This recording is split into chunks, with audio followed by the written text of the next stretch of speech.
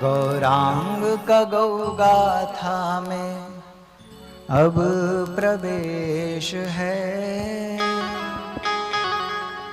हमारे घर में गोबर ही गणेश है। गोमाता का गोबर ही गणेश है। अब तो साइंस ने भी मान लिया और वैज्ञानिकों ने भी अब कह दिया कि बोला मोबाइल की जो तरंगें हैं अगर वो हमारे शरीर के नुकसान कर रही है, और अगर बोला जिसने अपने मोबाइल के पीछे गोबर चिपका दिया तो वो तरंगे उस व्यक्ति का कुछ नहीं बिगाड़ सकती है। ये साइंस ने भी कह दिया। इसलिए आपने देखा होगा कई लोग अपने मोबाइल के पीछे क्या लगाते हैं, चिप लगाते हैं कि नहीं लगाते हैं। और वो किस चीज से बनती है, गोबर से। जोर से बोलो, किस चीज से बनती है, और जोर से बोलो।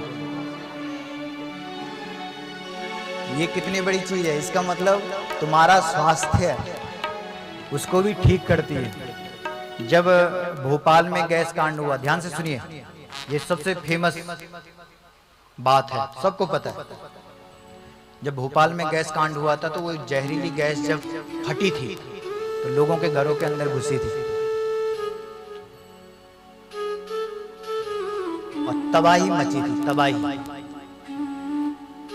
न जाने कितनी माताओं की मांग सुनी हुई थी, कितने बच्चे अपाहिज हुए थे, विकलांग हुए थे, कितने घर बर्बाद हुए थे, लेकिन कुछ लोग बच गए।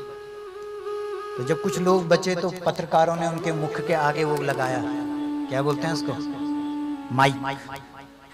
अरे बोला आश्चर्य, दुनिया का आश्चर्य, लाखों लोग मर गए और ये कुछ लोग जिनका कुछ भी नहीं बिगड़ा, आखिर में तुम लोगों ने ऐसा क्या किया, तुम कैसे बचे। तो तब उन्होंने कहा हम लोग सनातनी हैं। कौन है हम और आप क्या हैं?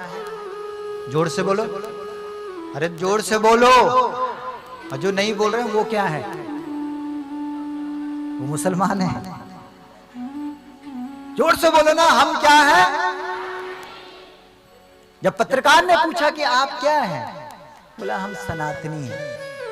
तो सनातनी है तो क्या वो जो गैस फटी वो ये देख रही थी कि ये मुसलमान है कि सिख है कि ईसाई है कि ये सनातनी है? वो क्यों बचे? तब उस व्यक्ति ने कहा, सुनो, उसने कहा हम सनातन धर्म को मानने वाले हैं और हम जब सुबह दीपक जलाते हैं तो गाय के घी का दीपक जलाते हैं, और जब हम हवन करते हैं तो गाय के गोबर के कंडे पर हवन करते हैं, और उसके बाद जो धुआं होता है, अरे सुनो तो सही यार, ये गणेश पंडित जी पहले तालियां बजाते हैं, समझो तो सही, समझो, रुको, क्योंकि पंडित जी को पूरी गौ कथा याद है। गाय का घी का दीपक जलाते हैं और जब हवन करते हैं तो गाय के गोबर के उपले पर गाय का क्या डालते हैं, घी डालते हैं, और उसके बाद जो वो धुआं निकलता है वो धुआं हमारे पूरे घर की छतों पर इकट्ठा हो जाता है, और अचानक गैस फटी और वो विषैली गैस जब लोगों के घरों के अंदर घुसी तो हमारे घर के अंदर इसलिए वो कुछ बिगाड़ नहीं सकी क्योंकि हमारी छतों पर गाय के कंडे कि गोबर के कंडे का धुआं चिपका हुआ था।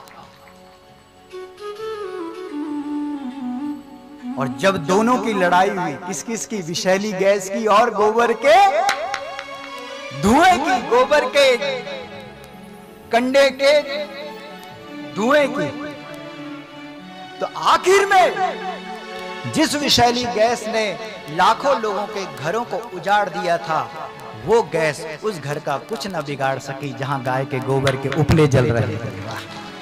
बजाओ जबरदस्त तालियां, क्या इतनी कंजूसी करते हो तालियां बजाने के? गाय के नाम पर ताली नहीं बजाते हैं, धन्य है, मान गए। अरे जहां पर गाय की बात आ रही है बजाओ जबरदस्त तालियां। ऐसा कौन सा सनातनी है जिसके घर में बच्चा पैदा होता है और वो गौमूत्र की ढूंढ नहीं करता है? बताओ, ऐसा कौन सा हिंदू है जिसके घर में अंत्येष्टि जब पिता की मृत्यु होती है और वो गाय के गौमूत्र और दूध और घी की ढूंढ न करे? क्योंकि जच्चा बच्चा अगर जिस माँ ने उस बच्चे को पैदा किया है वो भी अशुद्ध है और वो बच्चा भी अशुद्ध है। अगर माँ और बच्चे को अगर कोई शुद्ध कर सकती है तो गौ माता ही कर सकती है। दुनिया की कोई ताकत उसको शुद्ध नहीं कर सकती। तो बताओ, और फिर भी गौड़ी देखी थे मुख मोहन लग गया।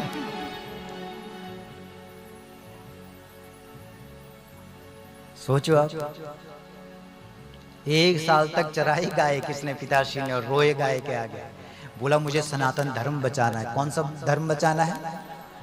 सनातन धर्म। उसके लिए क्या करना पड़ेगा? बोला ये करना पड़ेगा, इसका रहस्य निकालना पड़ेगा, मतलब समझाना पड़ेगा लोगों को। केवल गंगा लाने से काम नहीं चलेगा। हमने अपने घर में हरिद्वार की गंगा ला दी, लेकिन अगर गौमुख नहीं होगा तो वो गंगा काम करेगी? क्योंकि गौमुख की गंगा दोनों चाहिए हमको। क्या क्या चाहिए? गौमुख की गंगा। वहां का अगर कोई किसी दूसरी जगह से निकल रहा होगा तो उसका महत्व इतना है। महत्व किस गंगा का है? जो कहां से निकल रही है? जोर से बोलो। गौमुख से।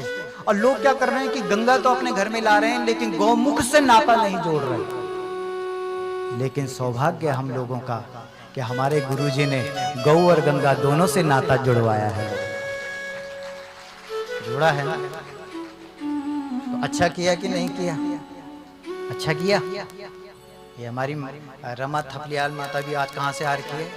भानिया वाला से। पूरे सब लोग आ रखे हैं वहां से। नहीं, कितने लोग अपने बेटे को पकड़ करके लाई एक दिन हमारे घर में। और बेटा है इंजीनियर, वो हरियाणा में बहुत बड़े पद पर है। फिर बोले कि देख हमारे गुरुजी गौ माता का इतना बड़ा काम कर रहे हैं।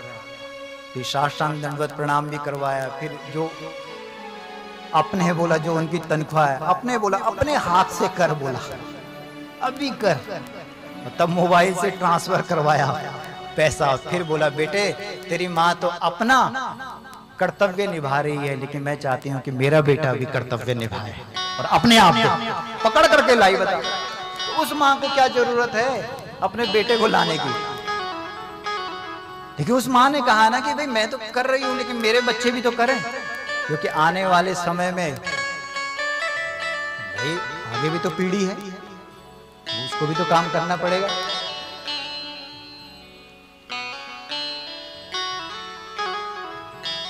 तो मनुष्य कौन है, ये चर्चा चल रही है, ध्यान से सुनो। मनुष्य कौन है जिसके पास क्या है? प्रश्न।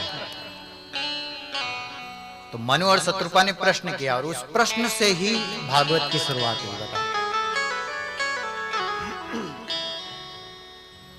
उन्होंने कहा कि भाई इस धरती पर रहने के लिए हमको क्या करना पड़ेगा? बोला करना क्या? चिंतन करना पड़ेगा, समझ करके हर कार्य को करना पड़ेगा। तो बोला ठीक है हम ऐसा ही करेंगे। तो लेकिन बोला धरती है कहाँ? तो तब ब्रह्मा जी ने आंख बंद करी और तब लगाया पता धरती का। मतलब धरती को पहचानना इतना आसान नहीं है। ब्रह्मा जैसे जो बुद्धिजीवी लोग होते हैं, जिनके पास अथाह बुद्धि है, उनको भी आंख बंद करनी पड़ती है और गौ माता की शरण में जाना पड़ता है। तो तब लगा पता कि जो धरती है वो एक राक्षस ने उस पर कब्जा कर रखा है। जो लोग गाय को नहीं समझते हैं, क्योंकि धरती में और गाय में कोई अंतर नहीं है, जो व्यक्ति गाय को नहीं समझता है वही राक्षस है और वही हिरण्याक्ष है, और उसने धरती को पूरा पानी के अंदर दबा रखा है, मतलब गला दबा रखा है। अगर हमारे देश में गाय की हत्या होती है तो उसमें दोषी कौन है? कौन है दोषी? कानून है। क्योंकि अगर रातों रात कानून बन सकता है कि कोई भी अपने घर से बाहर नहीं निकलेगा, तो ये भी तो कानून बन सकता है कि एक भी गौ माता सड़कों पर दिखाई नहीं देगी और उसके लिए कोई ना कोई स्थान होगा, और जिस स्थान पर गौ माता की सेवा हो जाए तो हमारा काम बन जाए। लेकिन कानून बनाना पड़ेगा। और कानून क्या बनाना है? गौ माता को राष्ट्र माता का सम्मान दो, क्योंकि हमारी धर्म और आस्था का प्रश्न है।